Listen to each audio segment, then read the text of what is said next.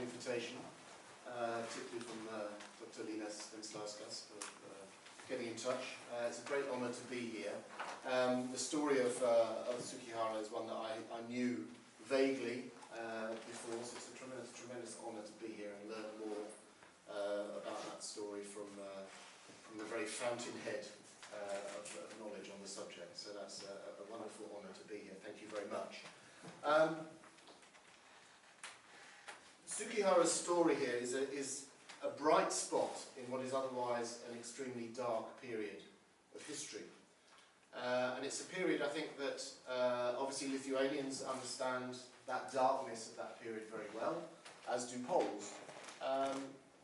Unfortunately, it's a dark period that is very little understood, particularly in the English-speaking narrative, but I would argue in the wider Western narrative of World War II.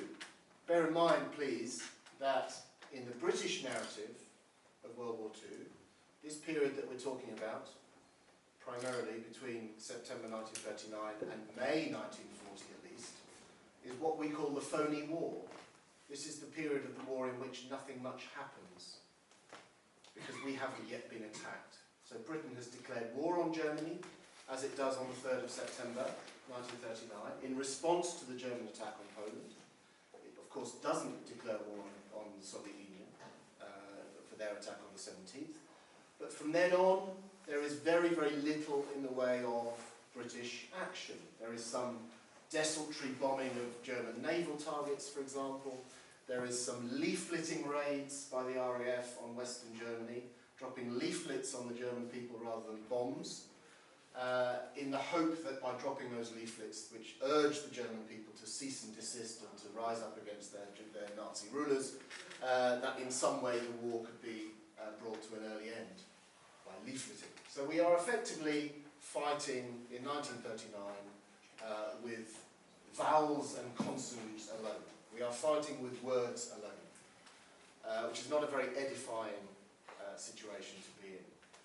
The French, similarly, are spectacularly inactive in their reaction to the September campaign in Poland. Although they had promised substantial help to the Poles, this had been promised already in May of 1939 under the Gamelin-Klaszewski agreement. They had promised to send the bulk of French forces across the French frontier, across the German frontier, to attack Germany in the west. The Saarland, or the Saar offensive of September 1939 was barely worthy of the title of an offensive. It was an excursion into German territory which penetrated about 5 kilometres. They stayed for a while and then came back again. I mean, it's pathetic. So both the British and the French, in their reactions to the Polish invasion of Poland in 1939, their reactions are actually rather pathetic, and that's something that we in Britain, I think, should probably be ashamed of. But as I say, this is the period in our narrative of the war, which is called the phony war. The French call it the drôle de guerre, the period in which not much happens. And as you know, and as Poles know, there is an awful lot happening on the eastern half of the continent of Europe. So one of the key things that I want to try and achieve, both with my current book, First to Fight, and also with the previous book, The Devil's Alliance, is to try and fill that gap, to explain to a British English-speaking audience, a wider English-speaking audience, all the things that are going on during that period in which we think there's nothing happening, because there's an awful lot going on, and an awful lot of significance. And one of the fundamental problems with the English-speaking narrative is this inability to understand what's going on with the Nazi-Soviet pact. And at its heart is the fact, not only this sort of myopia, the idea that from a Western perspective, from the perspective of London and Paris, in the famous line of Chamberlain at Munich, he talked about Czechoslovakia then, he talked about Czechoslovakia as a faraway country about which we know nothing. Now you could apply the same line to Poland, you could apply the same line to Lithuania, you could apply the same line to any one of the Baltic states. This was a traditional sort of British myopia, that anywhere east of the Elbe was fundamentally not that They still had this, which goes back to the 19th century, British government circles still had almost a prejudice towards Germany. Germany was the great power. However Germany might have been truncated at the end of the First World War, however it might have disgraced itself in the First World War, and then disgraced itself further by the emergence of Nazism, it was still the great power in Europe. It was still the power that needed to be taken notice of. And everything to the east of Germany was essentially not so important. So you have to understand this sort of fundamental mindset in the British ruling elite in 1939. But this inability to understand the Nazi-Soviet pact is crucial. So what we have done since 1945, effectively, there is understanding, I think, during the war of the reality of the Nazi-Soviet pact. But after the war, and particularly after the Grand Alliance, when Stalin changes sides from being Hitler's greatest helpmate between 1939 and 41 to becoming Hitler's greatest enemy after 1941. With that shift comes a clouding of that understanding, and we no longer properly understand from 41 onwards. The propaganda narrative in Britain is of Uncle Joe Stalin, the people's friend, the smiling, pipe-smoking leader of the Soviet Union. And that very much is a narrative that has stuck. When I was publicising the previous book, The Devil's Alliance, in Britain, there were two reactions from members of the audience of various places I was speaking at that stick in my mind. The first one was of an elderly Polish lady who came up to the stage when I'd finished speaking, and with tears in her eyes, she clasped my hands in hers and she said, thank you so much for telling our story, which I found tremendously moving. Because it's a story that hasn't been told. And for that generation of post-war immigrants to Britain, of Polish origin, their national story was something that was never heard, was never talked about in public. It was a story that was confined to the kitchen table, never discussed in open forum. So that was one reaction that struck me.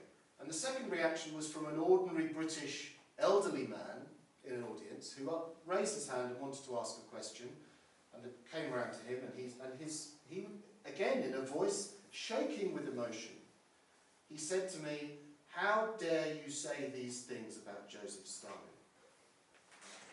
So this idea that Stalin is in some way a benign figure, this idea of that comes from the propaganda of 1941 to 45, is still current in some circles in Britain. Stalin is still seen as Uncle Joe, particularly for some members of that older generation. So this is what you're trying to deal with when you're trying to publicise, talk about the truth of the Nazi-Soviet pact, the truth of that period in which Nazi Germany and Stalin's Soviet Union are effectively working in collaboration, working in cooperation, effectively as allies. It's very difficult to make that narrative against the depth of that ignorance that is shown. But as I've suggested with the title of this lecture, it's very obvious to me that this relationship between Hitler and Stalin is actually the forgotten great power relationship of World War II. Of course, the two never met. They exchanged telegrams, for example, so Hitler sent telegrams congratulating Stalin on his birthday in 1939 and in 1940. Their foreign ministers exchanged telegrams, congratulating one another on their military successes. The Germans in France, the Soviets in Finland. So there's a lot of traffic between the two. Of course, within the auspices of the Nazi-Soviet pact, that greater period, that 22-month period of collaboration, there's an awful lot going on between the two. There's shuttle diplomacy with Ribentropo flying to Moscow a number of times, and of course Molotovo coming to Berlin in November 1940. There are 4 economics treaties within that period, within that 22 months. And this is very clearly one of the key drivers of the relationship, is the economics. Hitler getting from that relationship the promise at least of the rich raw material benefits from the Soviet Union, most notably in oil, but also in grain, and the Soviet Union getting a shot in the arm, getting a huge advance for its technological and particularly military technological developments. So, for example, one of those military treaties military agreement, economics treaties that I mentioned, one of the wish lists given by the Soviets to the Germans ran to some 42 pages of closely typed items on their wish list. And it was everything from complete Panzer Mark IIIs to Messerschmitt 109s to complete factories, steel presses, also absolutely everything. Periscopes from piston rings, the list goes on and on. And this is one particular wish list on one particular section of one treaty, one of 4 treaties. So this economic relationship between the two is absolutely crucial to understanding the wider situation. And then, of course, there's the wider strategic relationship. Now, for Hitler, I think that relationship is one more or less of necessity. Hitler backs himself into a corner with his failed diplomacy, his failed effort to isolate Poland in 1939. He wanted to do the same thing essentially as he had done in 1938, which is to isolate Poland from its international alliances, to rattle his sabre sufficiently that Poland would submit, or that Poland's allies would force her to submit. But of course that doesn't happen because of what predates the September of 1939. Hitler, of course, his last great success was the Munich Treaty, was that peaceful dismemberment of Czechoslovakia in September 1938, done with the British and the French, rather shamefully in retrospect, forcing Czechoslovakia to submit to dismemberment in the name of trying to secure a wider peace. So the end product is perhaps an honourable one, is something to be striven for, but the way it was done in retrospect is rather shameful. But of course Hitler, that was never enough for Hitler. So Hitler goes on in the March of 1939 to occupy the rest of Bohemian Moravia. Slovakia has already declared itself independent, and Czechoslovakia then disappears from the map. That, of course, to the Western mind, is the last straw. Hitler had promised the previous autumn. That was his last territorial demand. That was also the last solely German acquisition that he made, with the exception of the Memmelland, which is also taken by Germany in March of 1939. So, with the end of appeasement, British policy hardens, as does French policy, rather less impressively perhaps. Guarantees are given to Poland and so on. And 1939 is the end product of that process. This idea of the British and the French trying to draw a line in the sand and say, that's enough. That's enough of these piecemeal territorial aggressions. So the constellation of power had shifted between 1938 and 39. Hitler thought in 39 he could recreate the circumstances of 1938. That he could isolate Poland sufficiently that its allies would hold their hands up and say, you do what you want. We're not defending Poland. And this is the origin of the famous Gleiwitz incident, of course, and the other incidents in that summer, is the Germans trying to portray Poland as the aggressor, to portray Poland as a rogue state, when of course it's they that are the rogue state. But they're trying to portray Poland as a rogue state, as someone that's unreliable, someone that's saber-rattling themselves against Germany. And the Gleiwitz incident is the very peak of that propaganda offensive, where the SS raid a German radio station just at Gleiwitz inside the German border with Poland, try to broadcast an incendiary message in Polish, failed to do so, but and in the process leave one unfortunate individual by the name of Franciszek Koniok as proof of Polish perfidy and proof of Polish authorship of the attack. But this was a way for Germany to try and isolate Poland, to portray it as the aggressor in 1939. So the constellation of power fundamentally shifted. So Hitler wanted a limited war. I think that's fairly clear. He does not want the world war that happens in retrospect. He wants a limited war, a limited campaign. He does see war as a favourable option. He sees it as the very crucible of everything that he sees as positive in Nazi society.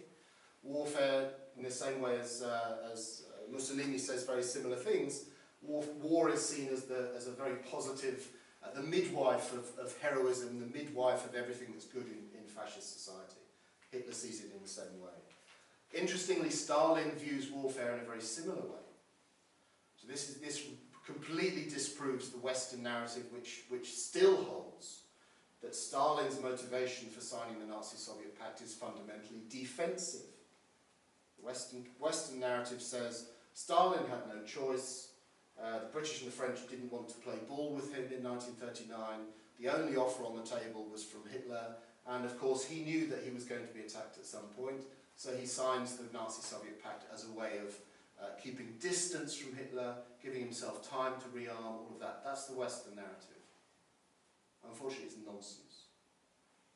There's a lot more going on than that sort of simplified narrative of Stalin trying to hold off a future opponent.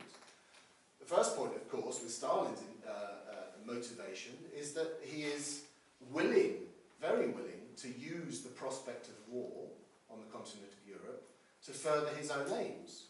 In the same way as Lenin had used this concept of revolutionary defeatism during the First World War, it was, after all, the catastrophic defeat in the First World War that brings the Bolsheviks to power.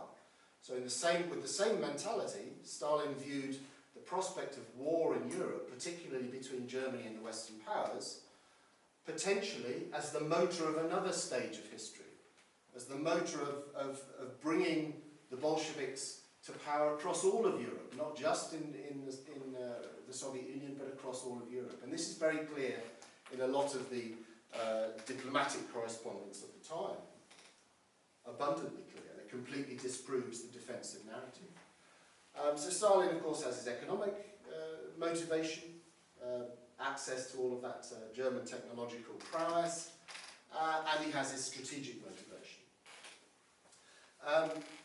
So there's a lot going on, and while our bookshop shelves and library shelves groan with books that relate to Hitler's relationship to Mussolini, for example, or Churchill's relationship to Roosevelt, or even Churchill, Roosevelt and Stalin, the Grand Alliance. Those relationships are picked over, are discussed, are well known to the public, are talked about in the radio and the television, talked about in documentaries. Those are all very well known. The relationship between Hitler and Stalin is almost completely unknown. And this is the fundamental problem. This is why I say it's the forgotten relationship, great power relationship of World War II. And we have to try collectively. I appreciate with an audience such as this one in Lithuania, you are much better informed on these nuances, on these differences, because of your own experiences of history than a Western audience is. I appreciate that. But crucially, I think the important thing, and talking to Dr. Venslauskas this morning, the important thing is trying to get the message out, and get it out beyond a merely Lithuanian audience, which means getting it out in the English language and beyond into a wider world. There is an important job to do to change that narrative of the first third of the war. Because where that ignorance is allowed to prevail in the Western, in the English language world, it is then ripe for the success of now Russian propaganda. And the Russian propaganda of today regarding this subject, whether it's the looming Russian or Soviet invasion of Poland on the 17th of September, or the question of the Nazi-Soviet pact itself, or the question of the outbreak of World War II, all of those aspects are highly controversial in Russia and are still talked about essentially in the same old Soviet narrative, which is that none of this is our fault. Nothing is to do with us. We are merely reacting to situations created by other people, and crucially other nefarious people. So Russia's narrative of World War II and its chronology of that World War II, crucially, is from June 1941 to 1945, which conveniently erases the 22-month period predating June 1941, in which the Soviet Union is very much a participant in World War II. It says to itself at the time and since that it was neutral, and officially it was neutral, but unofficially and in reality it was anything but neutral. So again, that invasion of Poland on the 17th of September is very definitely an invasion. It's dressed up by Stalin. The propaganda narrative at the time is that Poland has already collapsed, is that what the Red Army is doing is going in to rescue Belarusian and Ukrainian populations from this ongoing collapse of the Polish state. It's fundamentally not true. If you look at the orders that are given by Boris Shaposhnikov to the Red Army on the eve of that invasion, he talks about a lightning war. No irony intended, a blitzkrieg. He talks about a lightning war to destroy Polish forces. There's no question of a humanitarian intention. That's the propaganda narrative. And it's still the propaganda narrative that you hear today. Now, quite how these things are allowed to still be said with a straight face from people like Sergei Lavrov in 2019 is beyond me, but it's slightly ridiculous. We need to be more honest about our history, and particularly our Russian friends need to be more honest about that opening phase of the war, in which they are anything but neutral and anything but innocent bystanders. And that, of course, applies here as well, in Lithuania. So the Lithuanian experience, as you know very well, I'm not going to start telling you your own history, but the military occupation that comes in, first of all, in October of 1939, and then the later political occupation which follows in the summer of 1940. And crucially, again, there's this, it's a reference to events elsewhere. I think that political occupation in the Baltic states is a result of the collapse of the Western powers. Until that point, Stalin is content to a little bit hedge his bets, to play that sort of neutrality card, to say, I'm not really here, I'm not really a participant in this war. But once the British and the French have effectively collapsed in June of 1940, then it's clear that he doesn't have to pretend to anyone anymore. He doesn't have to pretend to be neutral. So he can take the territory that he wants, that he's already been given by Hitler. Hitler, incidentally, was fantastically generous in giving away territory that wasn't his at the negotiations for the Nazi-Soviet pact. And that's what attracts Stalin, of course. He gets territory. He gets that territory back that Russia, Imperial Russia,